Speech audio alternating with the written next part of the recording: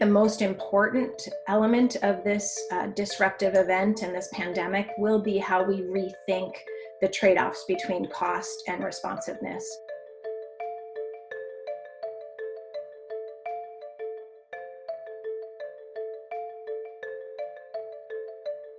When we teach about supply chains, we basically talk about many of the companies look for the cost-effective solution. They're chasing the lowest per unit cost of the good.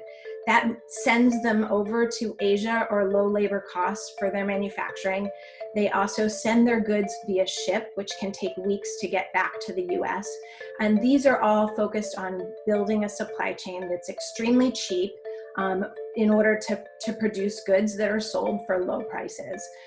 But what we challenge our students to do is to think about what's the flip side, what's the value of being responsive? And I think right now we're living in a time where we see very clearly the value of being responsive. And by being responsive, I mean shortening the lead time. So we see Airbridge, for example, FedEx working in conjunction with the government, air freighting goods from factories in Asia to the US to cut the lead time down from weeks to several days to get masks here, gloves, PPE, etc. But I think what we need to be thinking about is it's very easy to identify the costs of a supply chain because I have data on the labor, I have data on the raw material. What's really hard to estimate is what's the value of responsiveness. So we teach our students basically how to value that responsiveness. We teach basically, how do you estimate this? How do you estimate the cost of being understocked or the cost of having extra inventory? And those are metrics that are often more noisy than the cost metrics. And so there's a lot more assumptions that go into the value of being responsive than need to go into assumptions for the cost side of the equation. So we tend to overemphasize cost at the expense of responsiveness. And that's what we see in today's supply chain. And that's part of the problem that we have in this situation now, is that we don't have agile, resilient supply chain for some of the goods where we ought to have had them in place. I think supply chain managements will think differently about how they value agility, whether or not they're willing to pay a little bit more to have a contract with a vendor that might be able to go online quickly if need be.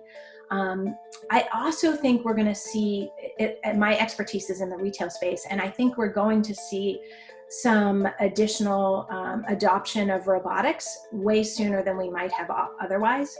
So if you go into a distribution center in Europe and in some parts of Asia, most of them have extensive robotics and automation in their distribution centers. We don't have that in the US, although this pandemic has actually caused us to think differently about that, and we see some speedy rollouts of such automation within the retail space. Walmart, for instance, is rolling out a robot that can actually count items and help with replenishment. We see another company having automation within their fulfillment centers to help pick and pack goods to the end consumer. So I would imagine that those types of investments will happen in the supply chain more rapidly than we might have seen otherwise. We've seen this really big spike in consumer goods and we've seen this depletion in demand for durable goods and industrial products. And the result for that has been pretty large in the apparel industry. So we see a lot of displacement of workers in the apparel and fashion industry in Bangladesh and in Cambodia.